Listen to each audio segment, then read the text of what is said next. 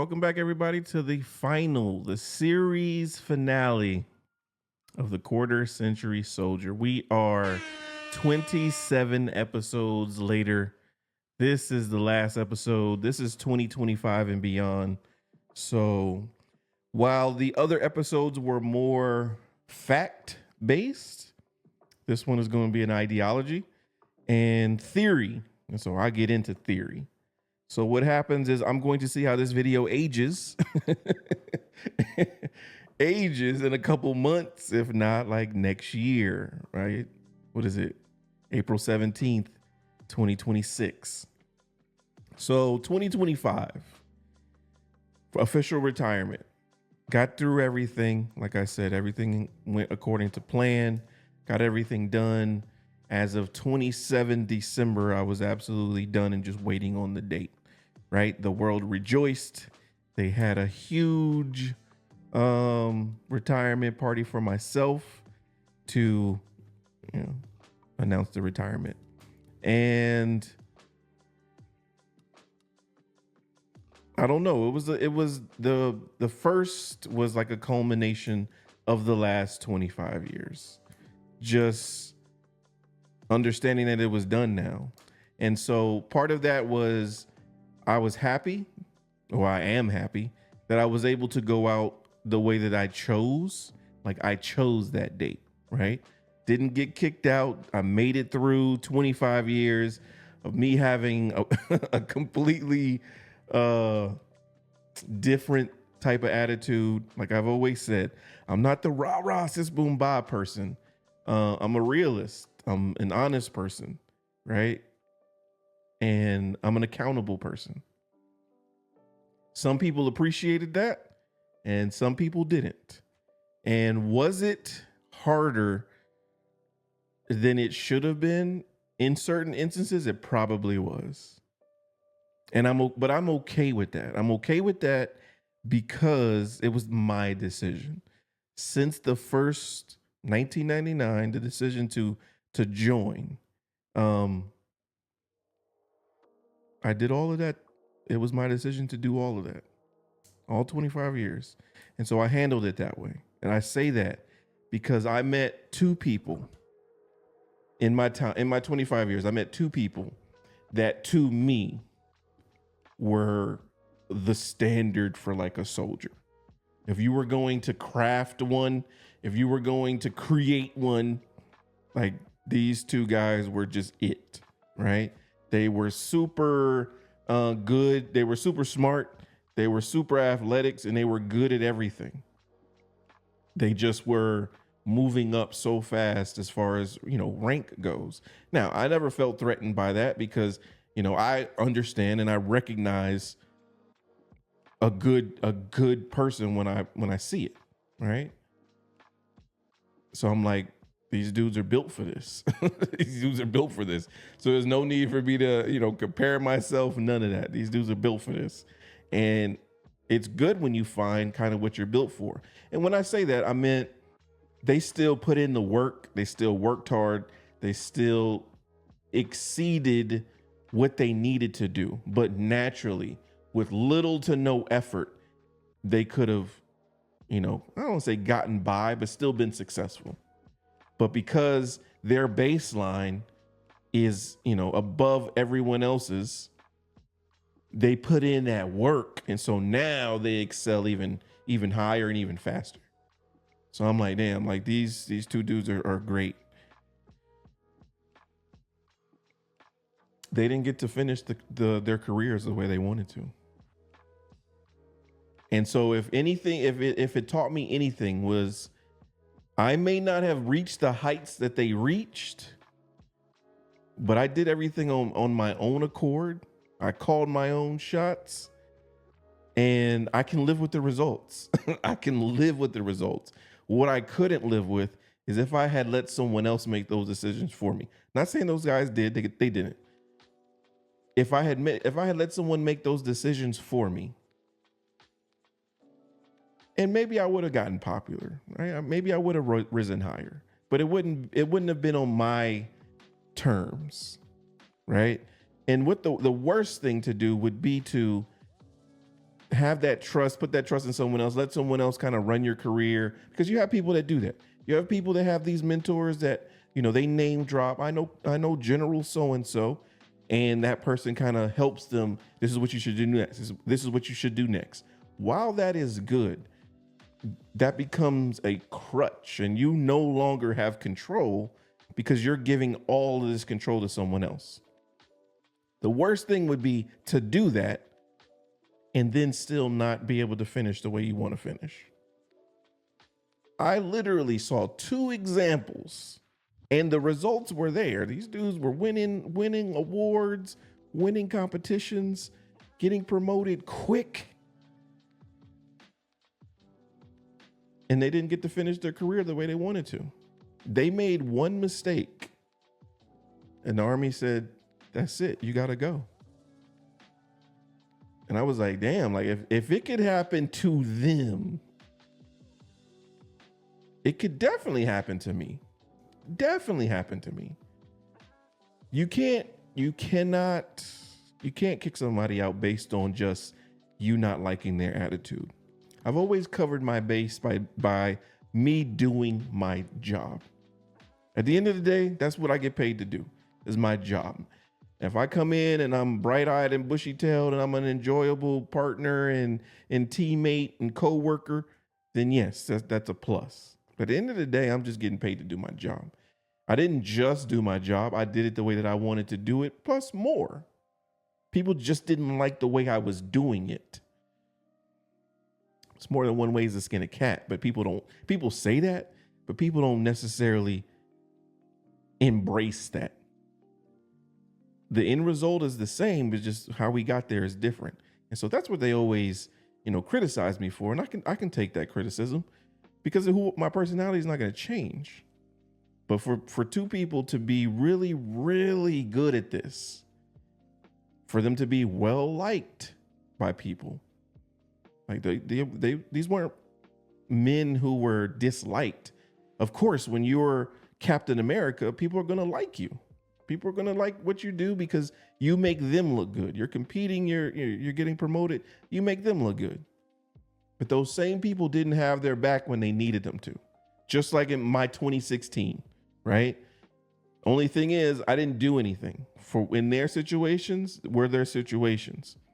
But you would think that being a model soldier, being a model employee would get you the benefit of the doubt with leadership, with your bosses. And it didn't. When those guys needed support, when they needed someone to write for them, everyone turned their back on them, and they couldn't beat what they were facing. So they had to get out. They had to leave. So it wasn't my career wasn't glorious, but it served its purpose. It served its purpose from the teenager that joined in 1999 to the adult that retired in 2024. There's been a big transformation, a big change. Would I go back and do it again? Yes, because at that point I didn't have any other choice. To me, I don't ever want to waste my talent. I don't know what that talent is. Like, we think we know what our talent is, but we don't necessarily always know. We know what we like to do, right? But I don't want to waste my talent. And so in 1999, I feel like I was wasting my talent. I didn't want to just wake up and, go to work and then come home. I didn't want to do that. I want to travel. I want to see things. I didn't want to stay in my hometown forever. Like, I didn't want to do that. I want to move out and see different things. And so while that's not ideal, right? The Army's always been, military service for a lot of people are kind of like a last resort. And people see it as that. Oh, well, they joined the Army. They didn't have any other choice but to do that. For a lot of people, that is true. For a lot of people, that is true. And one of the pros, and I was talking to this guy the other day, like, again, people just talk to me. So just talk to me. And he was saying how he did 4 years, but before he joined, he wasn't going anywhere in his life. He wasn't doing anything. He was waking up late, He was working like 2 jobs, but he wasn't enjoying life. He wasn't enjoying himself. He did his 4 years. 4 years was enough for him, and he got out. One of the pros to joining the military service is it gives discipline to people who don't necessarily have it. If someone is, because we get a lot of, when I was in basic, and you know, when you're a leader, you get a lot of kids that have never been away from home, who haven't discovered themselves yet, who are still looking for that, who are still trying to shed, you know, the protection of mom and dad, trying to make a name for themselves. And I think the military service gives you that opportunity. It's going to give you discipline. And the people who can't cut it, they get kicked out. I mean, they get kicked out for failure to adapt. For some people, you know, 4, 8, 12, 15 years, it doesn't necessarily have to be 20. They got what they needed in those years. And so much respect for that. For me, I didn't get what I wanted until 2007. That's when I finished my degree, 2008. Right. And so after that, it was a matter of I won't say I was disciplined, but I have a level of discipline. I'm an organized person, not clean. Like, I'm not a germaphobe, so I'm not scrubbing everything with Clorox, but I'm an organized person. And people was like, "Oh, you must have been in the army because you're organized." What? I was organized before I went in. I was organized before I went in. So to have your drawers and your closet organized and your shoes organized for an inspection was nothing to me because I was doing that already. So that discipline part and looking a certain way, the only thing I didn't like doing was being like the person next to me. Like, you want me to be that person mentally and personality wise. No. We wear the same uniform. And that's where the similarities stop. Once they start trying to make you act like the next person, that's why I say I'm not rah-rah sis boom ba. And I think the Army likes a rah-rah sis boom ba person. I'm chilling.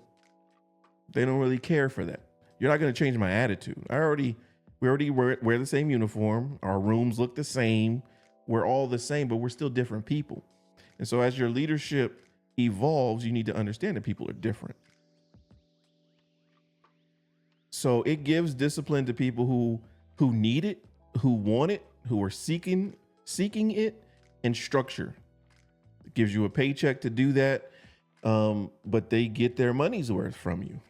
They do. And so some people already have a quicker plan. So that's where you get the 4 years, the 8 years, right? They have a plan already. They just kind of needed a kickstart and they're on their way to their plan. I didn't have a plan. And so there was nothing to get out for. When I'm at 10 years, when I'm re-enlisting, there's nothing to get out for. What am I going to get out and do? Go back home and do what? And try to find a job and possibly find a job? I was like, no, the Army is not hard. The people make it hard, but the Army is not hard. The Army wants you to be organized. They want you to be a leader. They want you to step out in front and lead people. I don't have a problem doing that.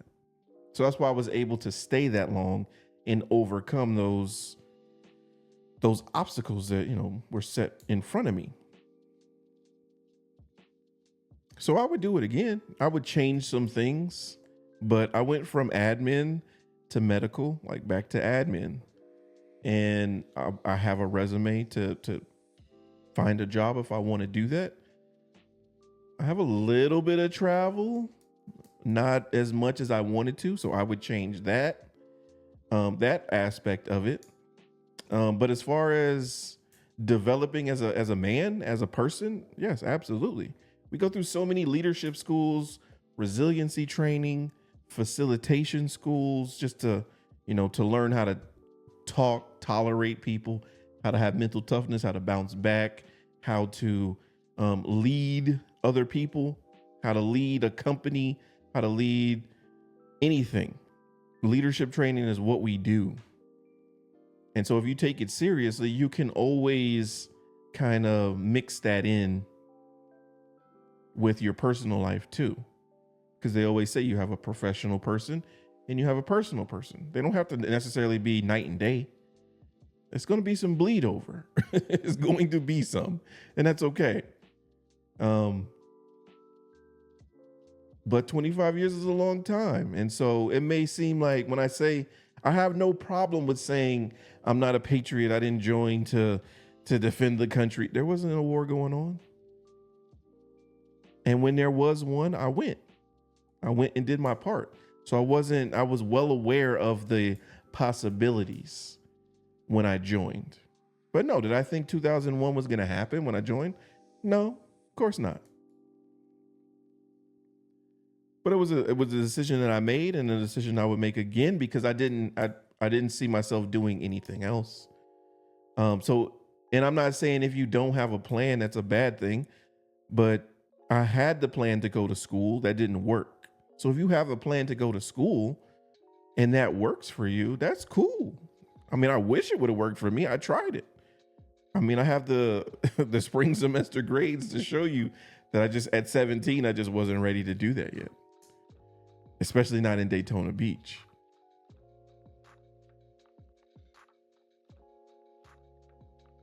I have gotten, one of the things that I do like is through those times, I've always been open and honest about being a teenager with an attitude.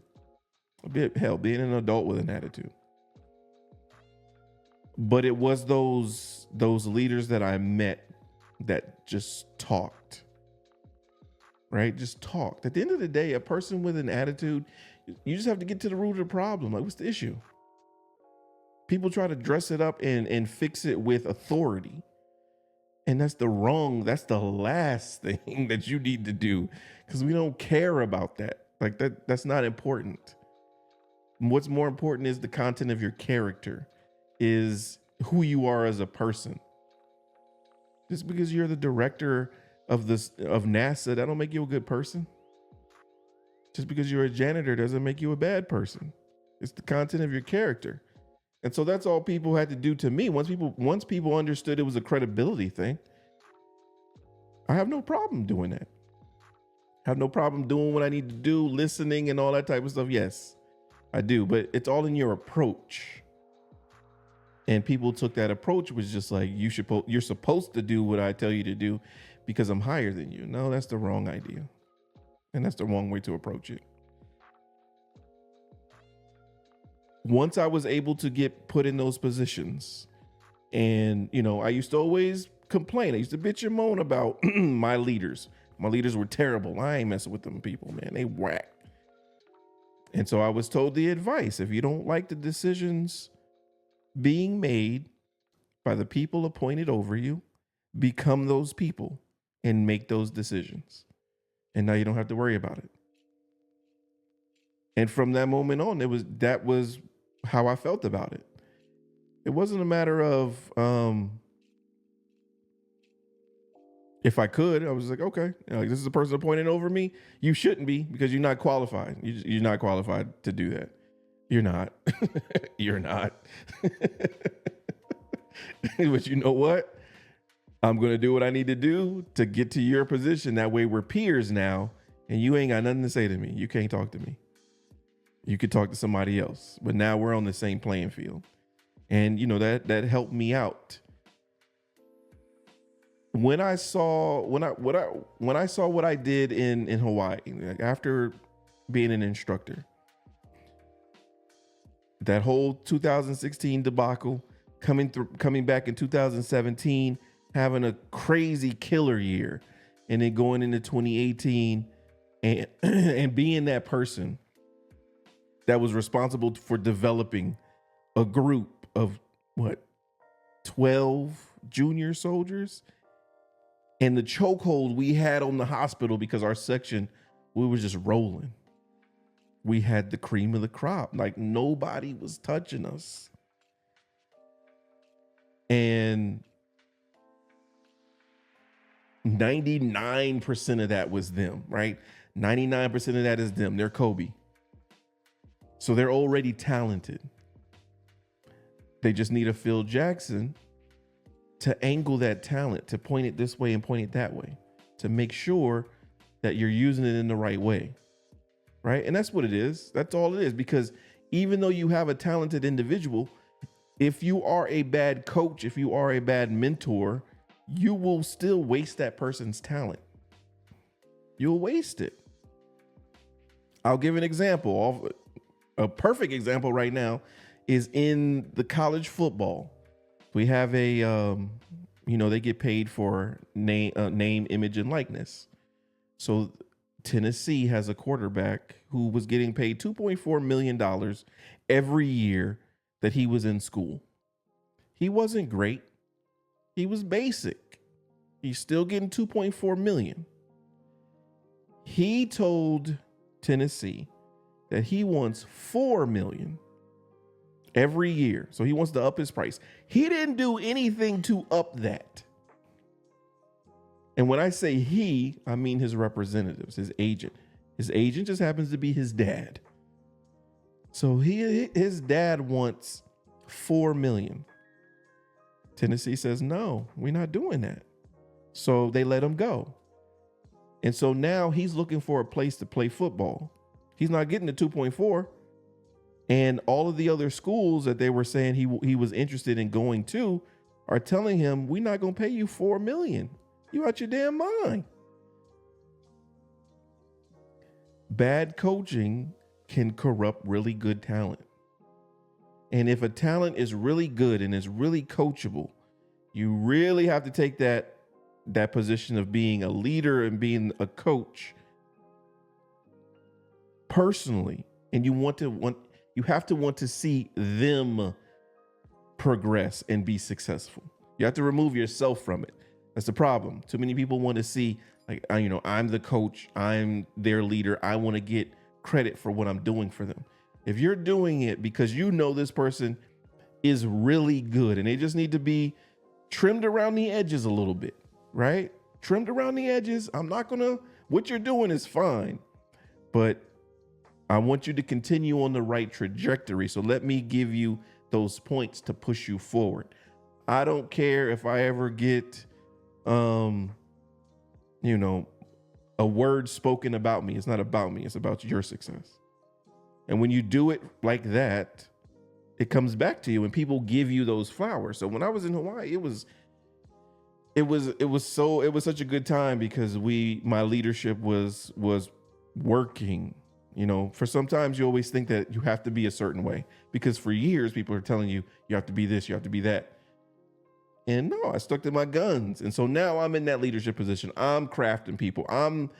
Y'all know I'm usually sarcastic, or I'm really picky, or I'm really like, words matter. What are you talking about? That doesn't make any sense. What is this? What is that? And so what happens is I make practice harder than the real thing. Because I'm like, man, when you go in there, you got to be ready. So we gonna grind it out. And then when they come out, they're just like, that's it. Like that was easy. Like what we practiced was harder than that. Exactly. And I want you to feel that way. I want you to want to, when I'm, going in on you and asking you all these questions and trying to stifle you, I want you to be like, Felix ain't gonna do that to me. Nah. Now I'm gonna show him that he can't do that to me. Yes, do that. Show me that you can do that, because that's how you're progressing. Now you're putting in the work. Like, this is your success. I'm already cool with mine. This is your success. So are you gonna put in the work? Because people do fold.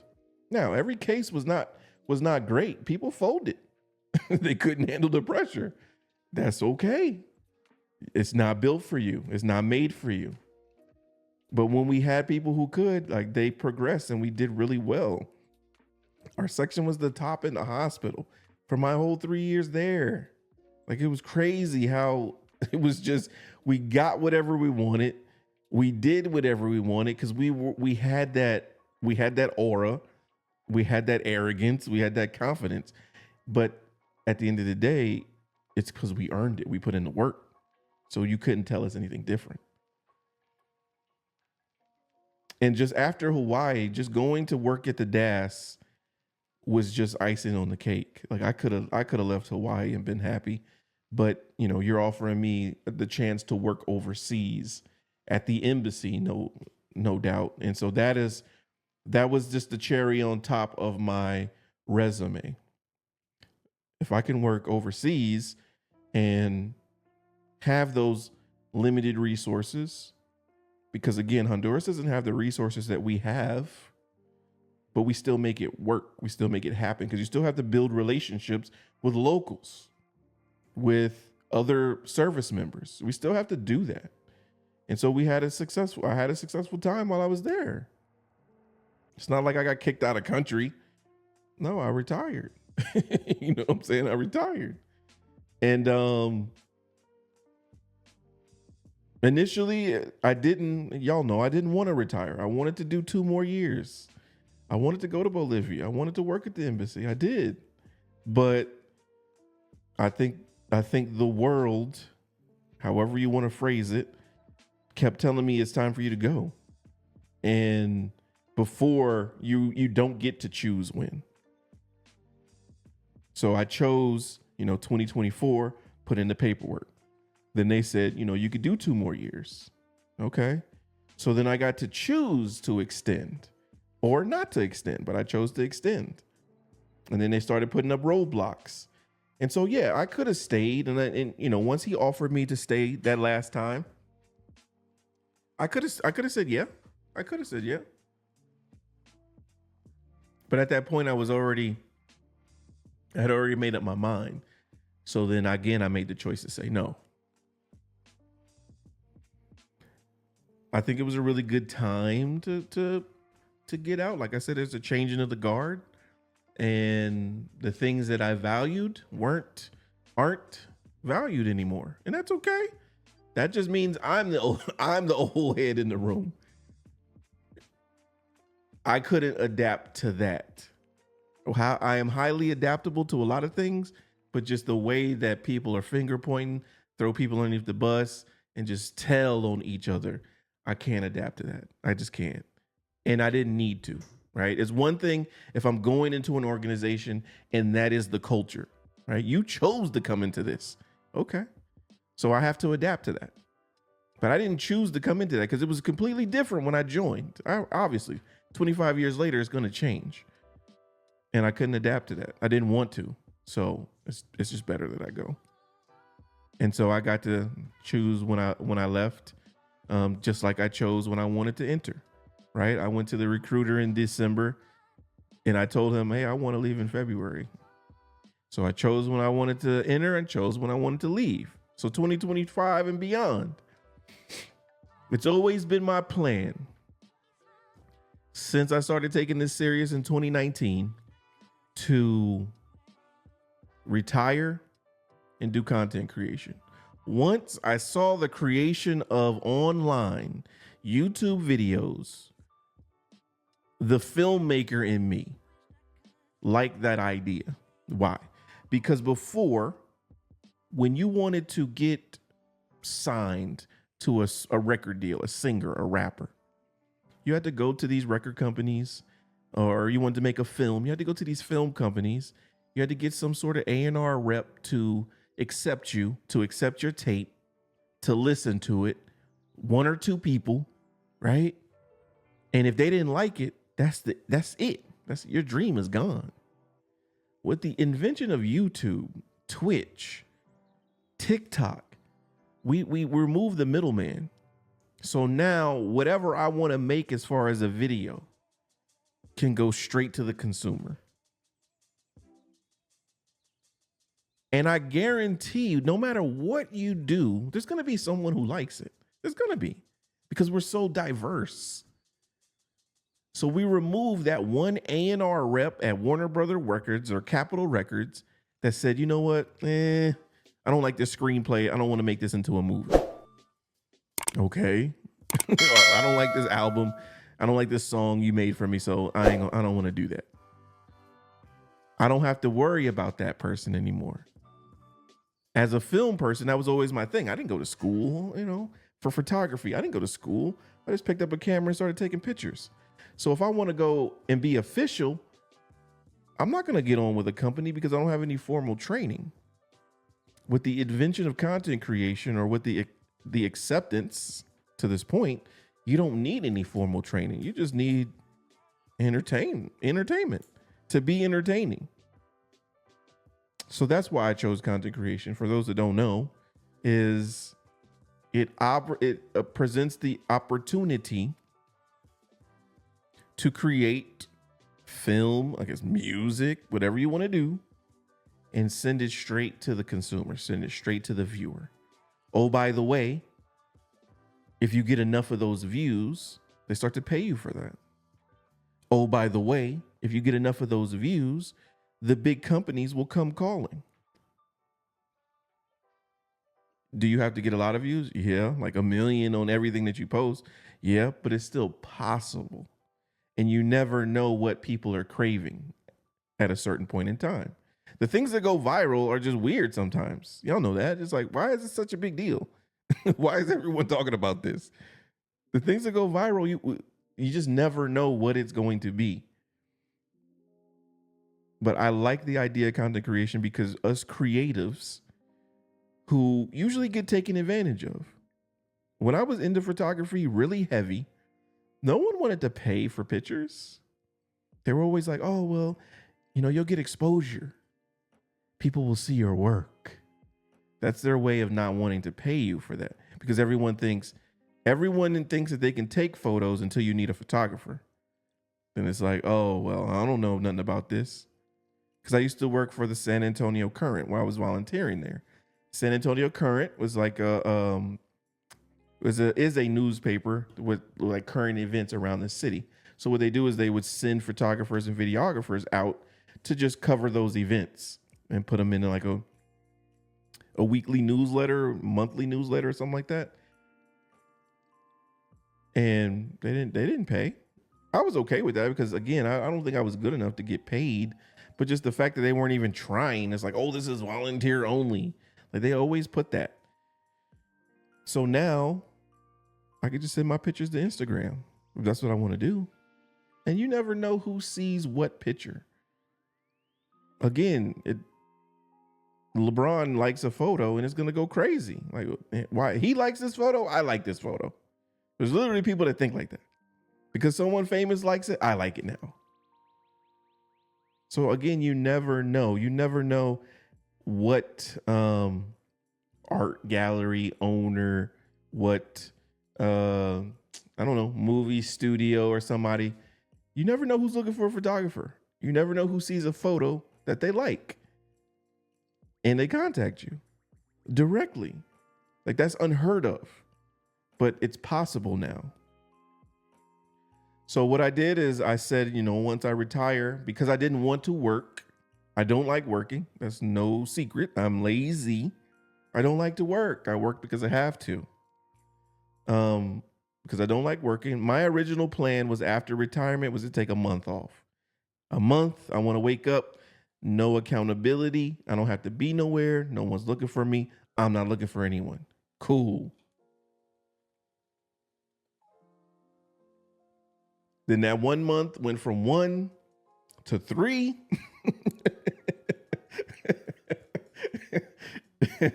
When I was younger, it was like 1 month. And then I'm going to get out and I'm going to get a job. I got to make over 100K. That was my goal, to make over 100K. As I got older, it was like, all right, 3 months. I'm going to take like 3 months off. Fuck all that. I ain't doing all that. Then the 3 months went to 6. And so from the 6 went to a year when I said content creation. I want to give myself a year to get comfortable in it. I've always done content creation. I've always been streaming since 2019. But it was after work, on the weekends, after I'm already tired. So there's a lot of things that go into, I don't feel like it today, or I got to stay late so I can't stream today. or I gotta move to Honduras and I can't stream the way that I wanted to. So job took the precedence. And so now I know that after I retire, I won't have those obligations. And so now I can stream, create content full time. So that's been the plan since 2019. And, retirement day was just a culmination of I worked for this day and this day is here. One of my issues is that I'm always in the future. Because I planned for this day years ago, I'm now planning for the future.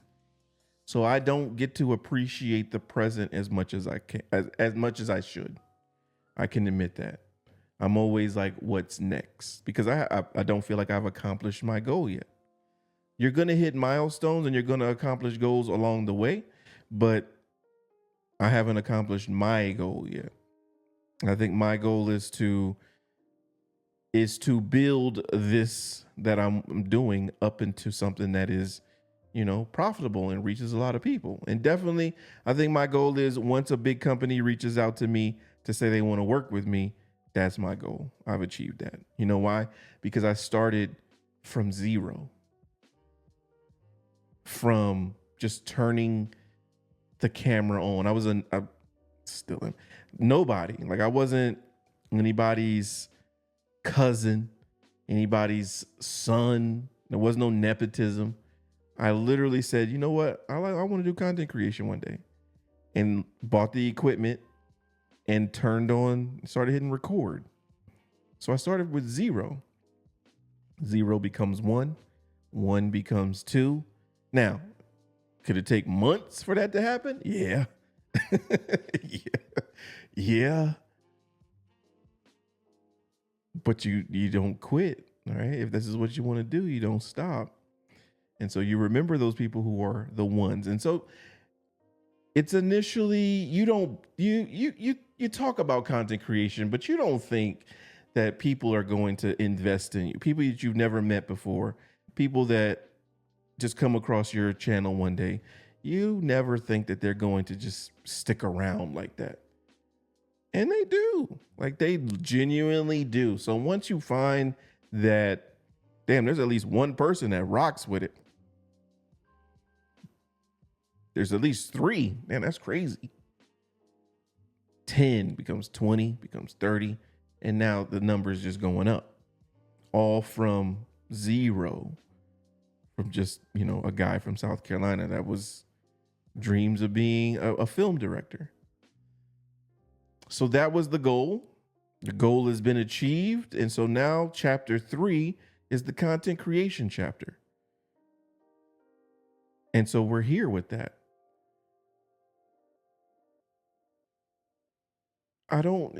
You work so hard to like achieve a goal. And then when I get it, because it was a goal to be able to retire and take a year off. Because I don't know what this is going to look like in September, October. If my cabinet is full of ramen noodles and I look sickly because I'm losing weight from not eating, I'm going to have to get me a job. I'm having to get a job. You know what I'm saying? Because I have to make sure that it's sustainable. While I like to have fun and I like to content create, I'm not making any money off of this. I'm not. Not yet. But that's the hope, is to do that. So then I wanted to give myself a year, and then I reevaluate. How was this year financially? How was this year mentally? Is this something I can sustain? Is this something that I can see myself doing for years to come? If it's sustainable, I continue to do it. But it's one of those things where you have to do a checkup.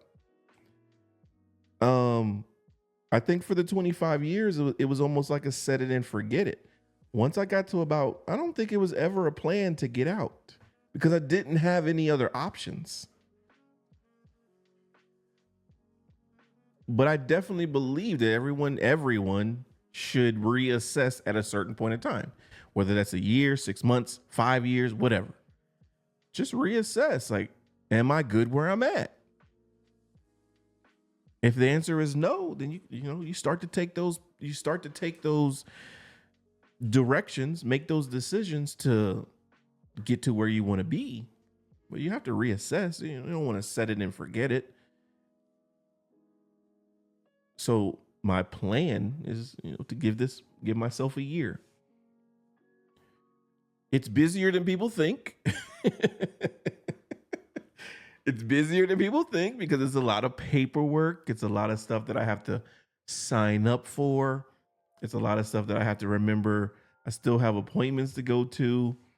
Like I said, I still got to get dental insurance. I had to sign up for health insurance. It's just those little things. It's a process that I've never had to worry about before. Getting my meds from Walgreens, which was a shit show. Never doing that again. But just little stuff like that I never had to worry about before. Budgeting is really big. You have to make sure that you're able to live. I have to make sure that I'm able to live comfortably. I don't want to completely downgrade the lifestyle that I was accustomed to living because I knew I was going to get paid on the 1st and on the 15th. So of course. So you have to make a decision.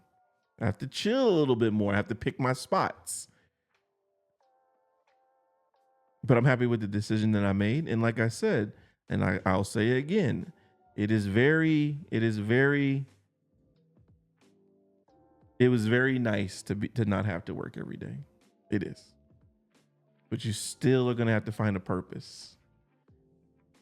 Whether that's gardening, knitting, whether that's, I don't know, whatever it is, you find a hobby. You have to find something that you're into that's going to take your time, that's going to, consume your time. And I don't mean like people, right? So if you have kids, eventually kids are going to move away. They're going to start to do their own thing. So you're still going to have a void there.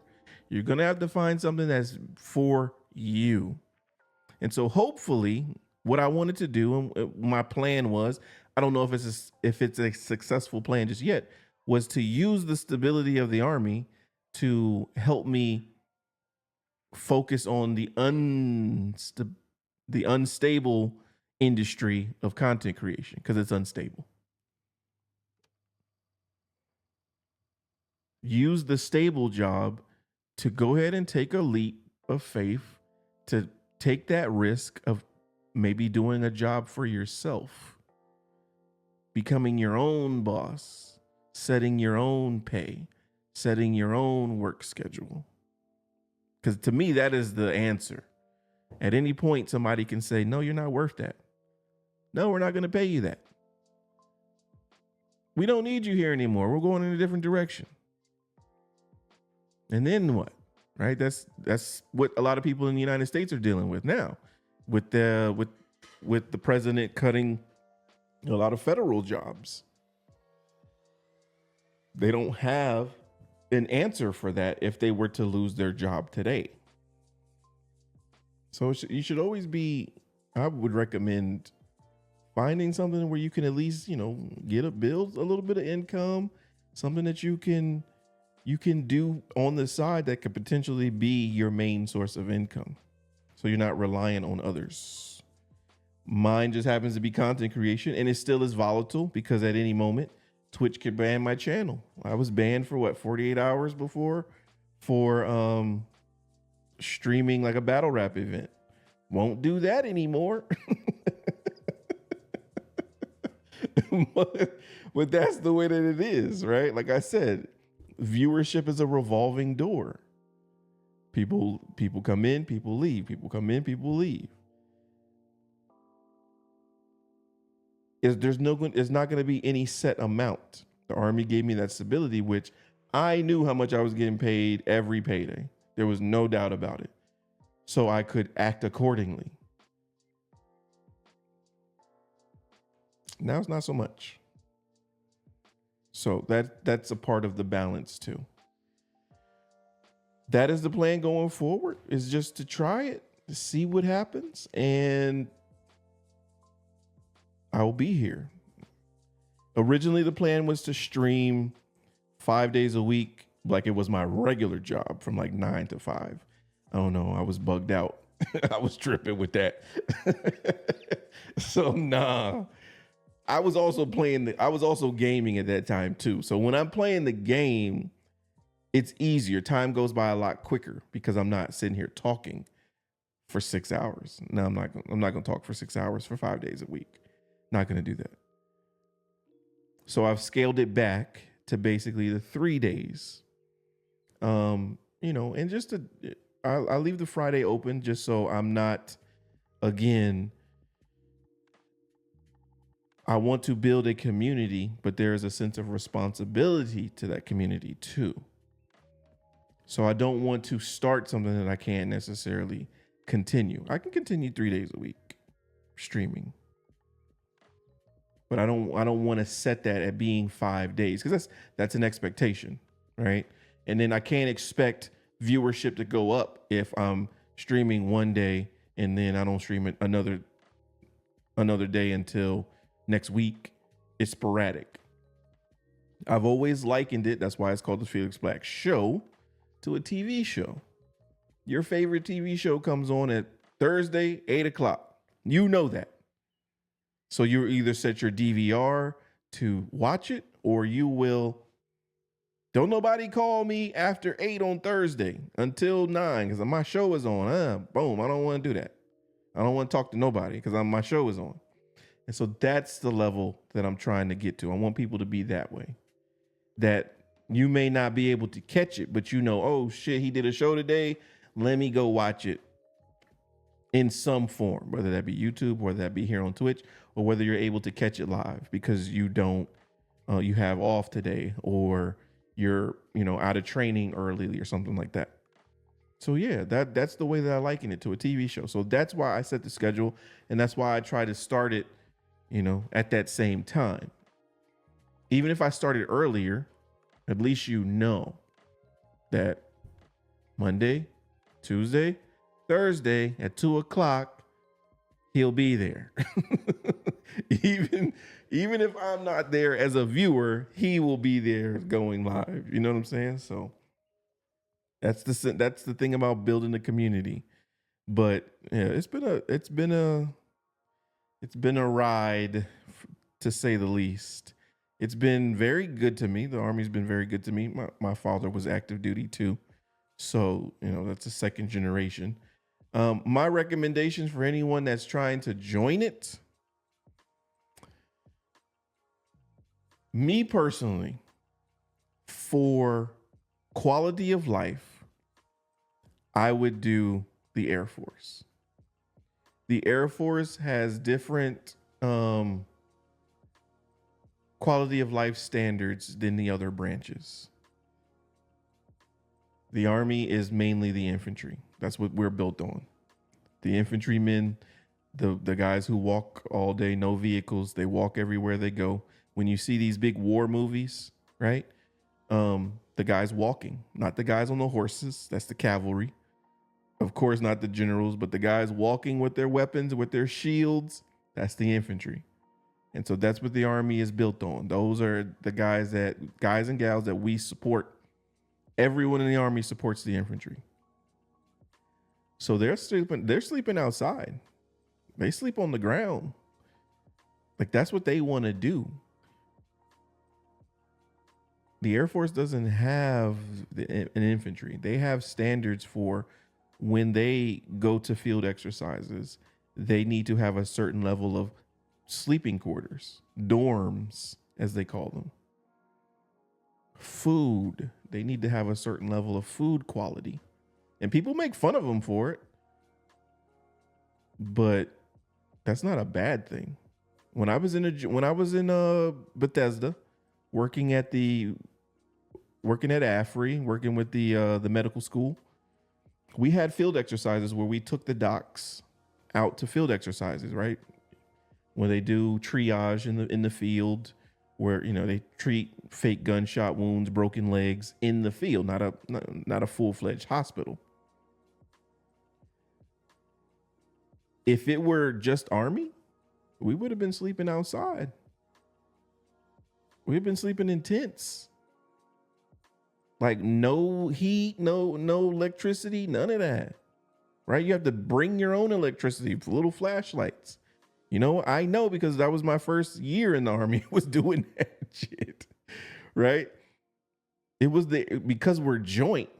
The Air Force was like, hell no, we're not doing that. We need barracks.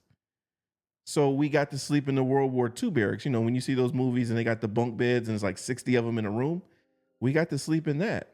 Now, is that the greatest? No, but what was the alternative? Was to sleep our ass outside. So I appreciate the Air Force. They've saved us from a lot of unnecessary, oh, they'll be okay. Oh, it's okay. You know what I'm saying? Like, no. So that would be my thing, would be to join the Air Force, because they have a higher quality of life.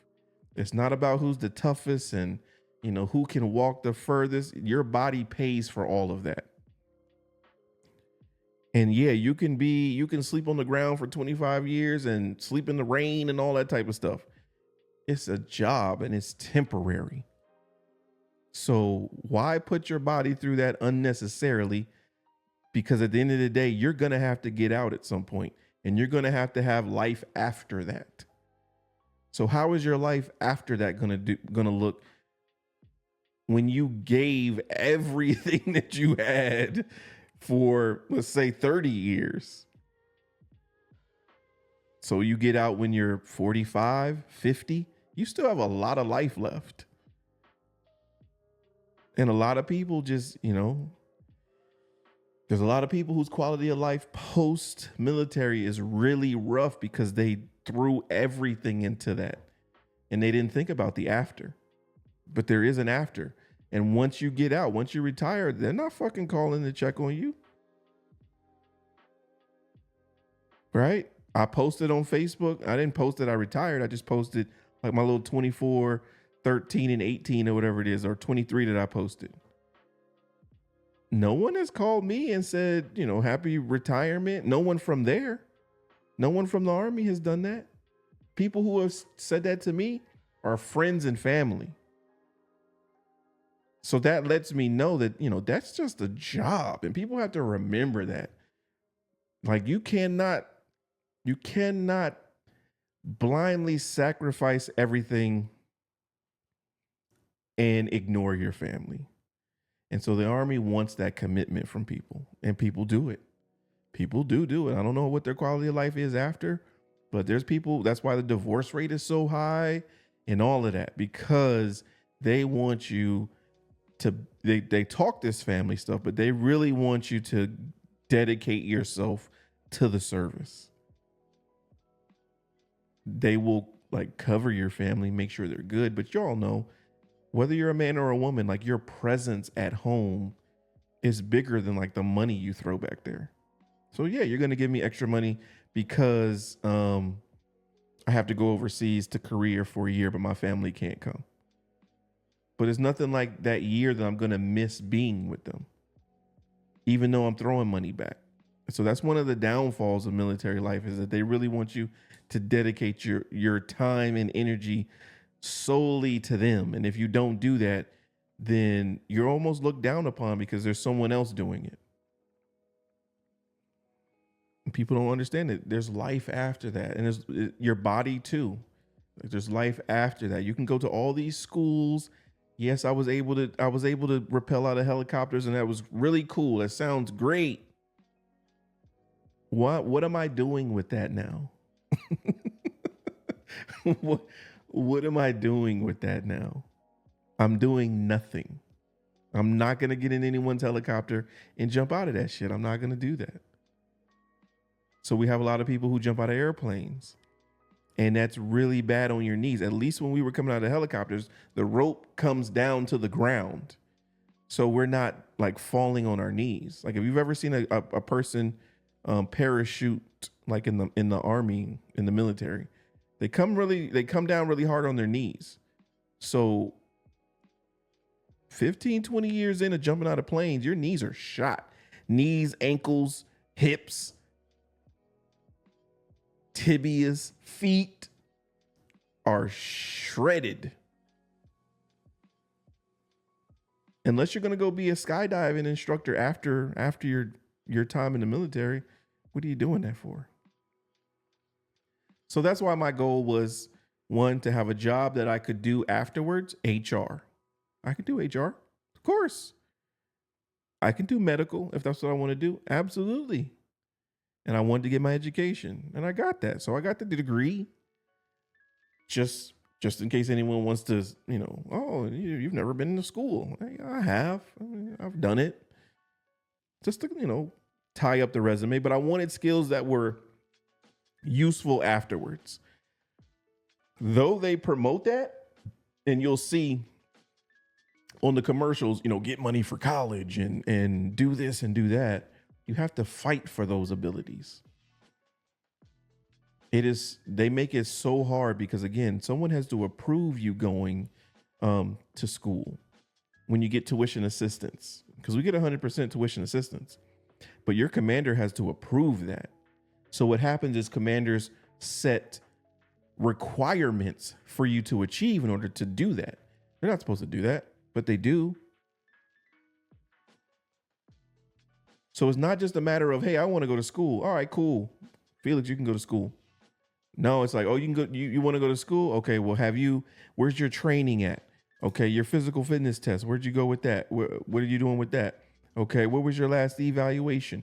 What about the people over you? Have you done this? Have you done that? There's like a checklist. So if you're lucky, you get to go. Or in my time, I was deployed. So again, I was doing it online in the evening time. It's a lot of ups and downs. And if you go and use it for what you're supposed to use it for, it is actually very good. But make sure that people understand is that they're using you for a mission as a person that they're going to use during wartime. They're using you for that. So make sure that you're getting something out of that, because all of that prestige of wearing the uniform and the look that you have and all of that type of stuff goes away once you retire. You're only left with what you personally achieved. And again, I've achieved many awards and many accolades. So I have awards, but they're not going to do me any good in the civilian world. They don't care that I got an award for going to Iraq. Because if I didn't go to Iraq, that wouldn't change if someone was going to hire me, unless I'm going to work with a job that actually, has to do something over there. I got an award for, a soldier winning the Interior of the Year competition. No job is going to care about that shit. They're not going to care that I got an award for it. You know what I'm saying? So yes, I got that stuff, but it's the skills. It's like I said, the discipline, the structure that you take from it. That's the most important thing that people have to get from it. The leadership crafting. Craft your leadership. So now you're better to run a company, run a section, run an area. You're better equipped to do that. And those are the skills that no one can take away from you. You have to get those tangible skills. Most of the infantry guys, it's cool. You get to shoot guns. They're like the hunters. If you people like to hunt, they usually go in, I want to shoot guns in camp. That's why I hate camping now. Those are the infantry guys. But when they get out, they usually have to go to be policemen or it's like SWAT. Being infantry does not translate to a job on the outside, because the U.S. government doesn't need civilian infantrymen. They don't need civilians just walking around with guns from location to location, sleeping outside. They don't need that. They don't need that. But you know what they need? They need HR. They need HR managers, supervisors, directors.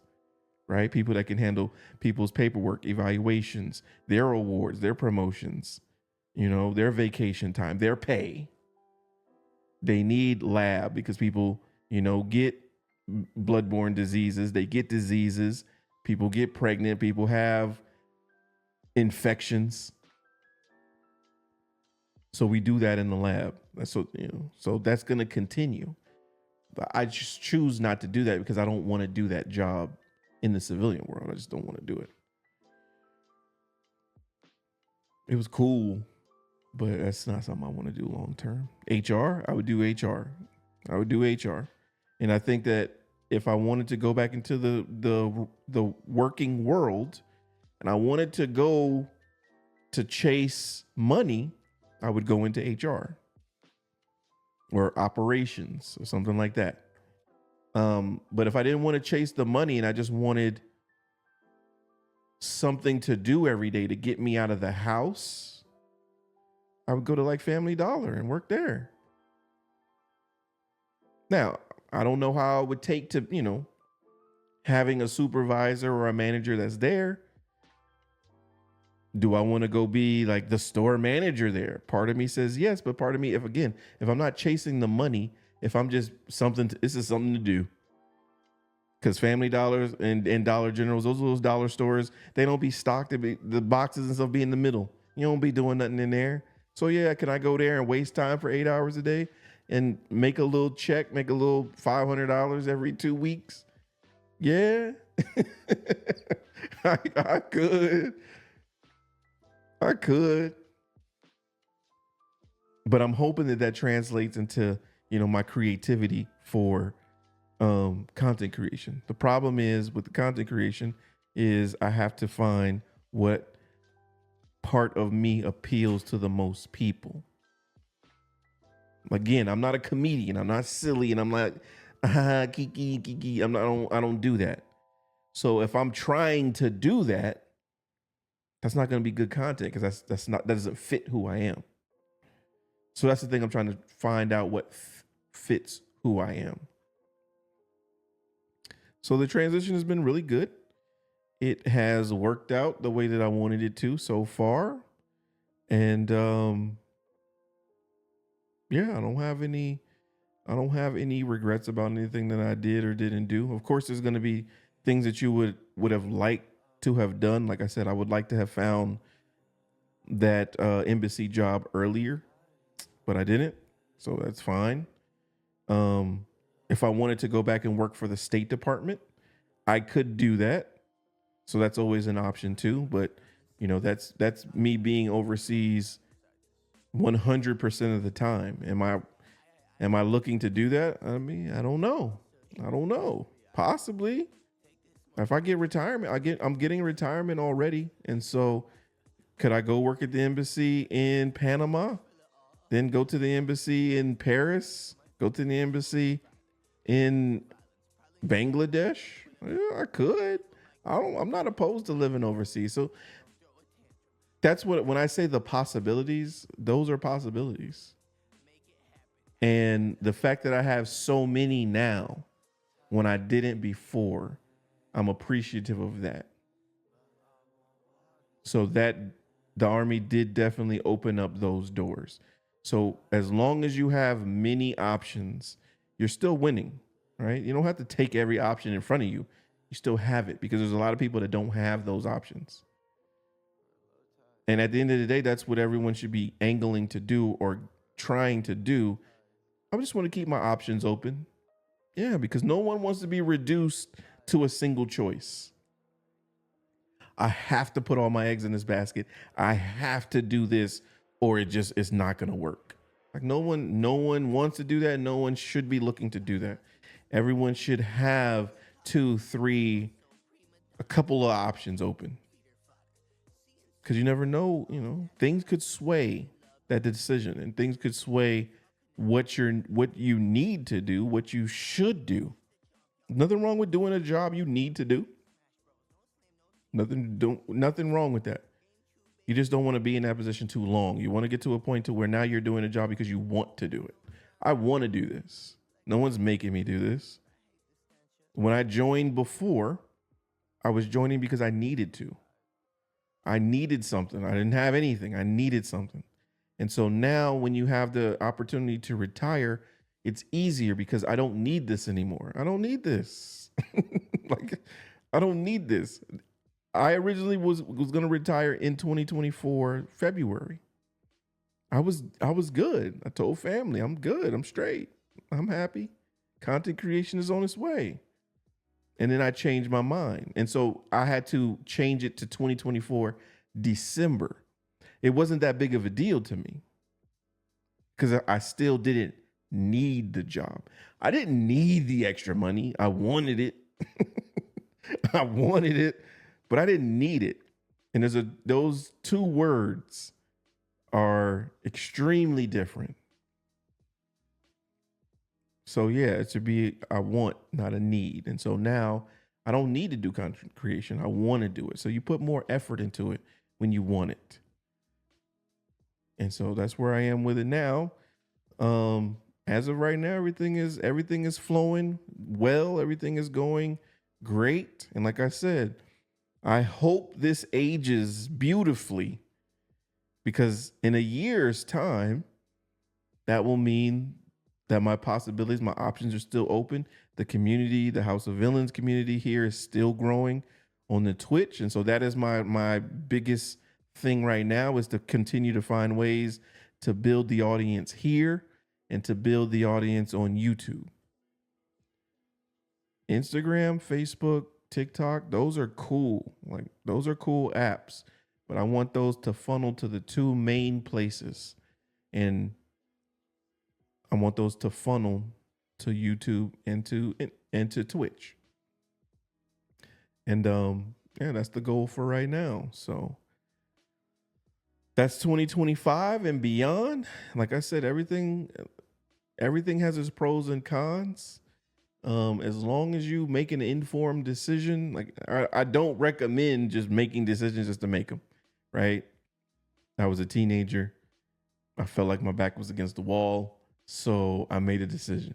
It just happened to work out really well for me because I just needed a kickstart. I just needed the opportunity to earn my own income, to just separate myself and just start on my own, right? I was living with my father when I joined. Did I have the capacity to, get an apartment and work and stuff like that? I did, but sometimes you just don't know as a young adult how to manage all of that. And so what the Army did is they gave me okay, you're coming in. Well, you're going to stay in the barracks for the first couple years because you're junior, you're young. So my housing was taken care of.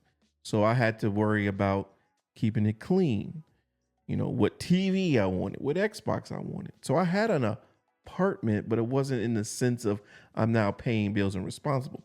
I'm paying for a car. I'm paying for a cell phone. So it was little by little. I had to pay for internet. So it's little by little. And that's how you learn to manage it instead of just saying, I'm going to go get my own place to stay. Here we go. It's a shock. It's a culture shock. The culture of adulting. And so what it allowed me to go piece by piece. Okay. So now at, when was it? So now you go from sharing like a room to just sharing a kitchen. And then you go to, okay, now you're getting paid. Now you're getting paid money because your rank is too high. So now you have to find a place to stay. Right. So it's just a building process. And it just gave me the tools that I needed to put it all together. You know what I'm saying? So that's what it did for me. And I'm happy for that. I came out good on the other end. It served its purpose. It got what it needed from me. My knees, my legs, and all of that. Feel it. There's still people that's, active duty now that I talk to them from time to time, and, they're doing well. So I like to think that I help them along as well. But there is no there after you're done, there is no horns playing, there is none of that. You're just I got handed my flag because I didn't want a ceremony. I didn't need a ceremony because I was here in San Antonio by myself. So they handed my flag to me. They handed me my DD-14 standing in an office, right? Usually you have a big promotion ceremony. They give you all your certificates from the president and all of that. And it's all framed and stuff like that. You get to say your last words and then that's it. They have a mass ceremony, but I didn't want to do that. No. So I came in quietly. I went out quietly. Standing in the office, got everything that I needed. You're officially retired. Boom. No one has called me since. No one. So just remember that. It's sometimes it doesn't, you don't get the fanfare that you think you're going to get. But as long as you've done things your way and things went the way that you wanted to, you should be happy with that. And I'm happy with that. I'm happy for the possibilities for 2025 and beyond. This has been the Quarter Century Soldier, my mini series. This is the series finale about my 25 years in the Army. And once I see you guys again, I will officially be a content creator. So we don't need to talk about, military service anymore. We don't need to talk about none of that because I don't remember. I'm Men in Black when it comes to the next portion, because once I turn the page, that's it. Y'all don't see anything back here that would say such, right? There's nothing back there that says, oh, he's retired. Oh, you know what I'm saying? None of that. Because once I'm done, I'm done. I fulfilled my obligation. I'm good. Now I have to move on to something else. I need to tackle my next task, which is building the community. So thank y'all for watching. This is the series finale. I'm out. How could you be worthy